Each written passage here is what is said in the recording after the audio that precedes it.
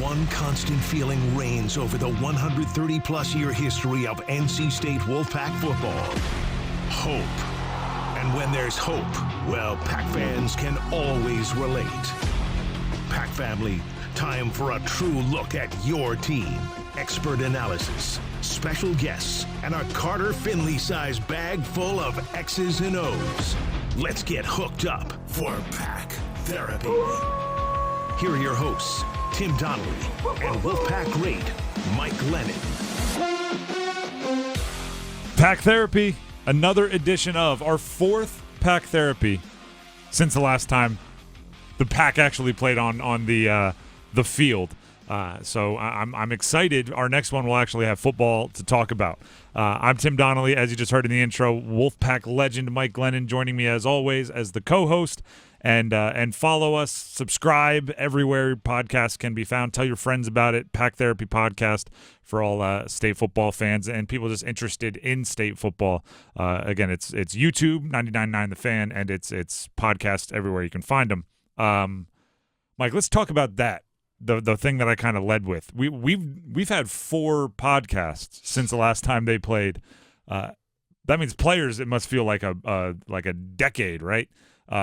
Going into a game like Clemson, which is obviously bigger in name than maybe like actual bite that it's been in the past. What's it like for a state team coming out of a bye that they needed a break, but now they've had a really long one? It does feel like it's been a while since we've watched the Wolfpack play, and you know you're kind of itching to get back on the field. You've gotten away from it. You've been able to relax, recover from injuries, and kind of rejuvenate for the latter part of the season. But at this point, you know, you're coming off a bad loss at Duke. You want to get back out on that field and get that bad taste out of your mouth. So I'm sure these guys are excited to go to practice, excited for Saturday to come with Clemson coming in town. I mean, no matter what their record are, when Clemson's on your schedule, that game's kind of circled, and that's part of the reason you come to a school like NC State is to play these games against a team like Clemson. The other aspect of it is the MJ Morris aspect of it, which was such a big deal when the move was made from Brennan Armstrong to MJ Morris. But the way I describe it, like big changes made not on a bye week, is it's kind of like you're trying to fix the engine while driving 80 miles an hour down the highway, right? You don't have time to really make many adjustments. It's a little bit dangerous. Do you expect the offense to look, a greater difference than we maybe saw with the 2 games with MJ Morris because he was kind of just fitting into Brennan Armstrong's spot? No, I think the offense for the most part is going to look the same. I imagine that they're going to sprinkle in some more plays, and I think it's going to be more about KC Concepcion than maybe MJ Morris. Now, I'm sure there was some dialogue during that bye week to figure out what MJ is most comfortable running, but you can't reinvent the wheel in 1 week. I mean, the offense is the offense at this point. It's just about how are we going to get – really, to me, it's about how are we going to get KC the ball. And then what I talked about on the podcast last week was maybe you go around and look around college football, look around the NFL, and try to find a few plays that are working and put those into the offense. But for the most part, the offense is going to look the same. The interesting part about that is if you go back preseason, right, and a bye week's a good time for reflection and looking at the bigger picture and all those sort of things. We were here talking about Jordan Houston and Brennan Armstrong was and actually, even KC Concepcion was an interesting prospect. Yeah, he was a name. I've heard good things about him, but we weren't expecting him to be the vital role of this offense. It was the Lasanes and a few others that we expected to be the wide receivers. Even if the offense is the same, there's got to be an adjustment period for, all right, Michael Allen, you're now the starting back. All right, MJ Morris, you're now the starting quarterback. All right, KC Concepcion, you're now the number 1 wide receiver, which going back to week 1, none of those 3 were entrenched in those positions at all. So I guess my question is, if the offense is the same as far as you're not going to put in a new chapter of the playbook, maybe a couple pages, will it look different just by the nature of these guys will do it differently? It could, and because like you and I both know we both play quarterback where you might throw the post more often. You might be more comfortable throwing the dig over the linebacker's head than I am. Or, there are little like customizations that you make on the fly. Right. I feel like you see that in the NFL, and I mean the first thing that comes to mind this week was Justin Fields, and then they put in that Tyson the Shepherd University is the offense looked a little bit different because maybe it's the style of play where I feel like MJ and Brennan. They're definitely different, but they're similar. I mean, it's not exactly one runs a 4-3 and one is the quarterback from Shepherd. I think that Duke game, it just felt like more of the same of Brennan. So to me, I feel like it's not going to look that much different because it's a quarterback that throws it well. I do feel like MJ gets the ball out a little bit quicker than Brennan. He can make plays with his feet, maybe not quite as well as Brennan, but for me, they're similar enough that it's not going to be drastic to the common fans' eyes of how this offense is going to look. And the other thing that happens a lot on bye weeks, and we've touched on it through the podcast, we've touched on it definitely with James Henderson Inside Pack Sports. By the way, if you haven't checked out our archives, most recently we had AJ Cole, Hunter Renfrow, teammates for the Vegas Raiders, almost said Oakland Raiders, for the Vegas Raiders who obviously AJ went to NC State and Renfrow to Clemson. So we had them on. We had a conversation. Prior to that, we had James Henderson Inside Pack Sports. You can check all those out in the archives wherever you listen to your podcasts. But it's bye weeks, idle minds are kind of dangerous minds, meaning all of a sudden, like, coaches' job securities get discussed a lot more because there's not, like, a defense to break down this weekend. And Dave Doran, I don't think it's, like, the hottest seat in the world, but it was discussed a lot more. Do players hear any of that kind of stuff? I think you hear the rumblings. I mean, I'm sure with how active things are nowadays with Twitter and social media. I don't search myself, as I tell everybody publicly, but also I hear everything. It's hard to avoid it. Now, I don't think there's enough chatter around Raleigh for that to really creep in people's minds. Probably the best thing that happened for all that was over the weekend is seeing Carolina and Duke lose. So even though it was a bye week for NC State fans, it almost felt like a win. So I think players hear that noise. I don't think it's loud enough now that's impactful, and I think Dave's been around here long enough that's not exactly. It's not there yet, but we had callers calling into my afternoon show on 99.9 The Fan who, their way to solve, like, because part of what you do when you're discussing the team is I try to be a solutions person, not just a problems person. I don't just want to say, like, the offense isn't working. I want to say, hey, if they, do this in the run game, it can get better. And we had a couple callers calling, and basically their solution was it's time to move on. Yeah. And I was surprised by it, but then, if you search message boards, which is a dangerous place, that's brought up occasionally, especially on buys, because, there's not a team right there to talk about. You brought up something that really only someone that played for State can touch on. The like kind of a win because Duke and Carolina lost. We're going to talk about a lot this week, or a lot leading up to this weekend, I should say. Bryce Young and CJ Stroud are playing each other. And for better or worse, they're going to be linked forever, and it's going to, if Bryce Young plays mediocre but CJ Stroud plays terrible, Bryce Young, maybe we should be more patient with him, and vice versa.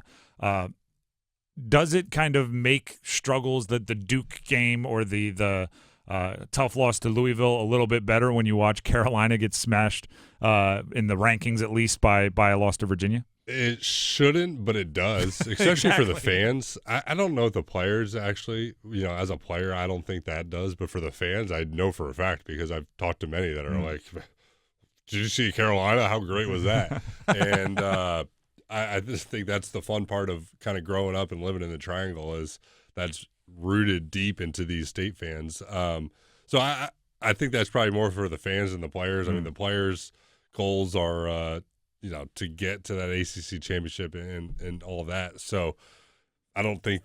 Okay. Well, you bring that up. The goal is still to get to the ACC championship. With the loss to UNC and Duke loses another.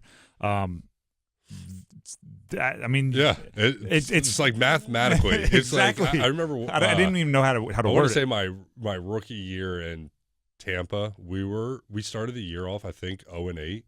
and mathematically we were still in the hunt to win the NFC South until like week 14. And so that was always like the coaching point was, we get in these meetings is like, tough loss, all that. Hey, we still got a chance. There was the Hard Knocks with the Cardinals was that way, where every week Cliff Kingsbury was up there going like, it was almost like he was going, I don't know how, but we could still pull this off. Yeah. So it's a sliver of hope at this point, but it's not a lie. So it's it's a talking point for Doran to the team is we can still get there, and as probably I'd imagine there's probably about 12 other teams that are mathematically still alive. But you still have Carolina on your schedule. Like there's certain things that kind of add up and go, if you figure, like if it clicks, if there's an aha moment where the really the offense starts putting it together, if you have one of those, MJ Morris aged 6 years in the bye week, there's an element of it. It is still alive. And we're both big fans of Dumb and Dumber. Is it Lloyd Christmas saying, so you're telling me there's a chance, or is there actually a chance? And how do you kind of tackle that as an expectation? Yeah, I think it's a little bit of that. It's a little bit of a pipe dream, but it's also real. And it's, looking at who's in front of them, Louisville's second in the ACC right now. They don't scare me a ton. As Carolina, far as Duke, Virginia Tech is, Virginia Tech is up there, and they don't scare me a ton. Right. So it actually is realistic. That's my point. Like you look at it, if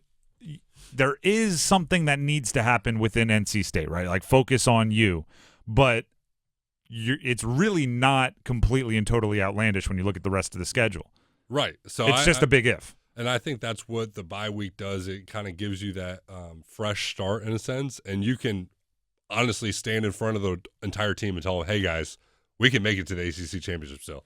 Whether he firmly believes it or not is one thing, but sell it. You got to sell it. Be a good salesman and sell it to the team, and you never know what happens. I think it is that one game at a time mindset. It's cliche, but you take care of business 1 week at a time, and you may wake up at the end of November and see yourself, getting ready to play in Charlotte. So we'll see. All right. Speaking of one game at a time, the one game is Clemson, which is a program in a very interesting place.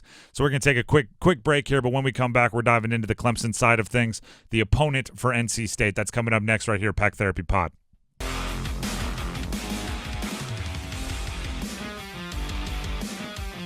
Welcome back in, Pack Therapy Podcast. Listen everywhere podcasts can be found. Tell your friends about it. Subscribe, comment, all those sorts of things.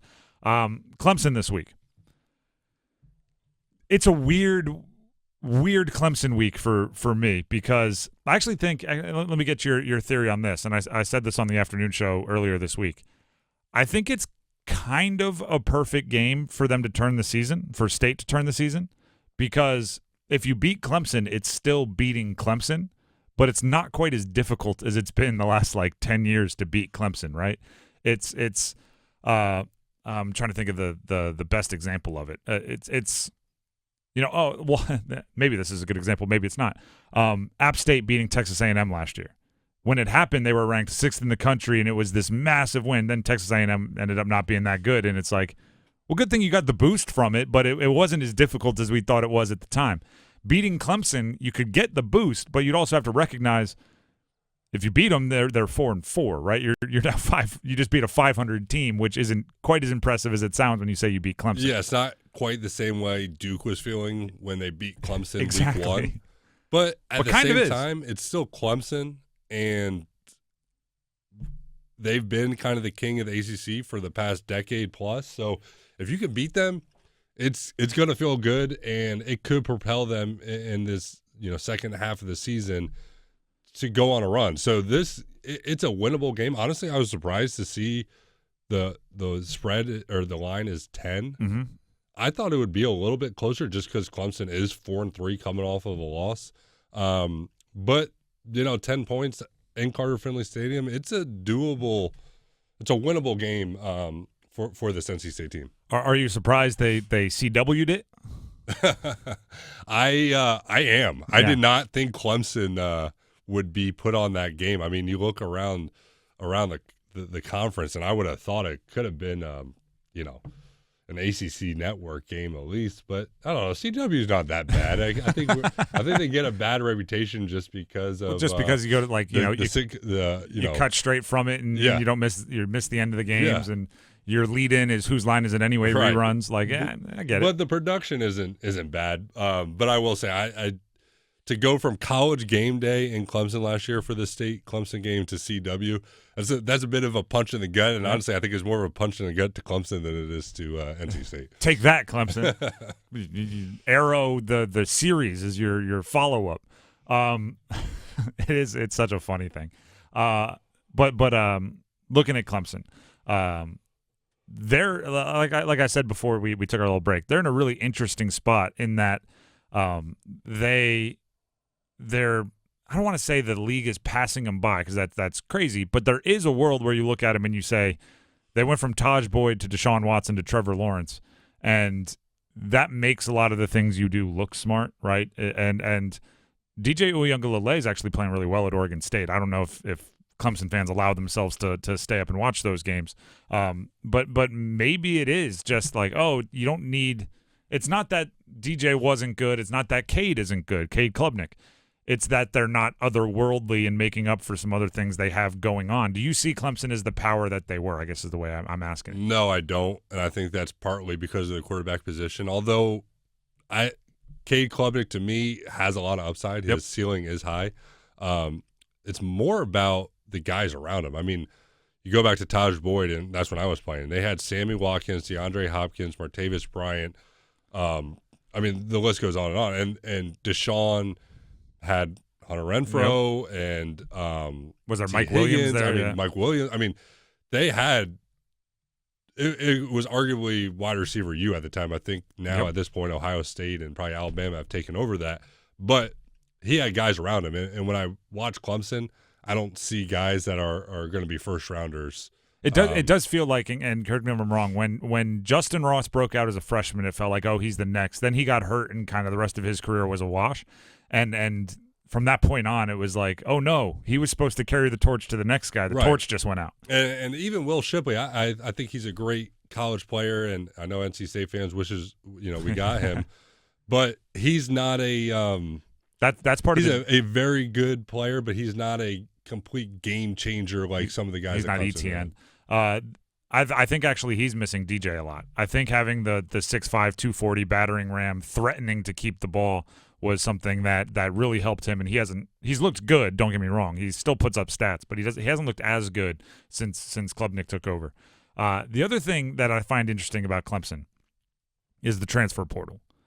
And they just don't, which is super not, I was at ACC tip-off for basketball, and we talked to 5 coaches. We talked to Keats from NC State. We talked to Shire. We talked to Hubert Davis. We talked to Jeff Capel. We talked to Steve Forbes from Wake Forest. And I could have started all 5 conversations with, let's talk about the impact of the transfers, right? Let's talk about the impact of the transfer portal. And football is not totally different. If you look at the top teams in the country, a bunch of them have a bunch of key transfers. You look at Clemson, who at one point in time was hobnobbing with the best in the country for a decade. They have none. They have 0 transfers on their 2-deep. I mean, if you just look at NC State, they felt like they had a quarterback problem. They went and filled it with Brendan Armstrong. It seems like everybody is doing it except them. Does that make them vulnerable? Like, should NC State be chopping their salivating a little bit, going like, oh, these guys think they can do it with high schoolers? I think the ACC as a whole should be. I think Florida State was salivating, and they're doing the exact opposite, and it's paying dividends. They have half of their 2-deep, half of their first and second string. Right, so I think they transfers. saw that as a huge opportunity to be away. Okay, Florida State, we were good with Jimbo, but we've kind of fallen off. How are we going to take over Clemson? Okay, Dabo doesn't want to go in the transfer portal. Well, we're going to go as hard as we can in the transfer portal because we're Florida State, and our logo is nationally known. And people want to come to Florida State. I will say, for Dabo's standpoint, is I think he has to adapt, but it's also a little bit, I respect him, that he wants to run his program a certain way, the whole family aspect.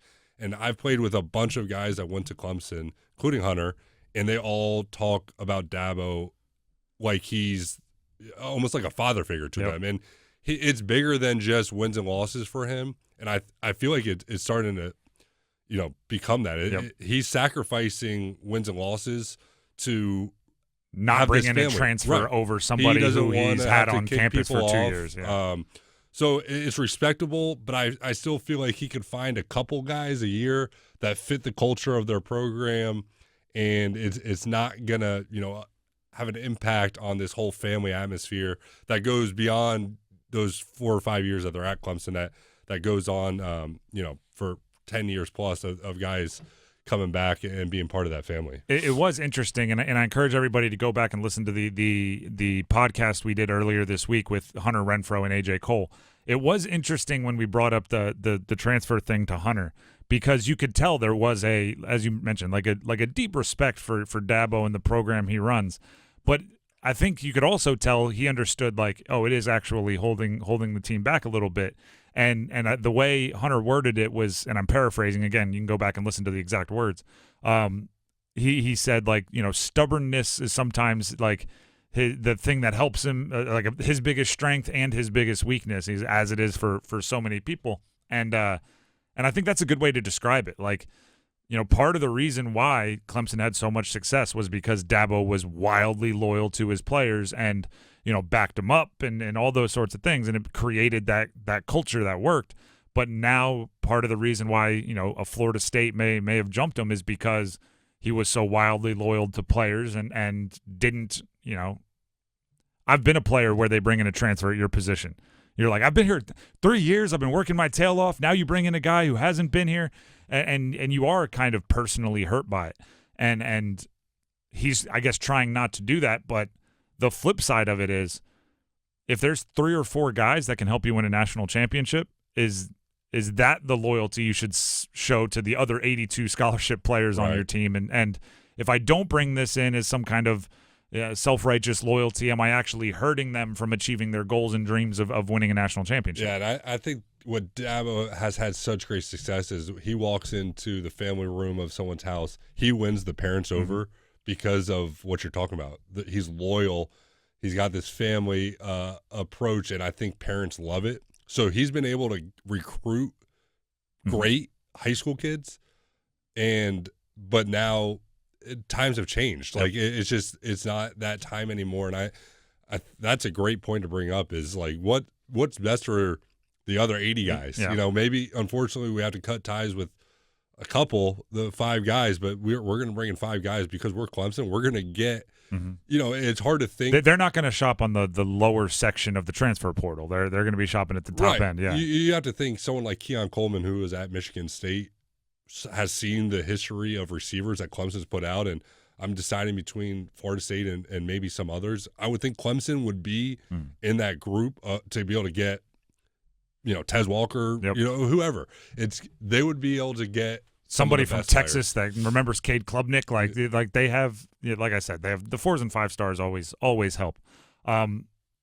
It's funny you bring up kind of Dabo walking into the room.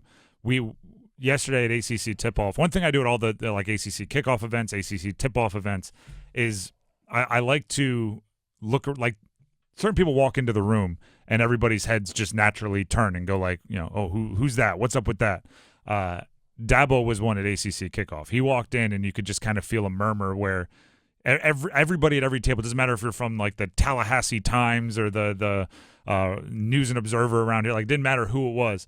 You'd tap the person next to you and go, "Hey, Dabo just walked in," and it's a weird phenomena. And ironically, one of them at ACC kickoff for basketball was DJ Burns.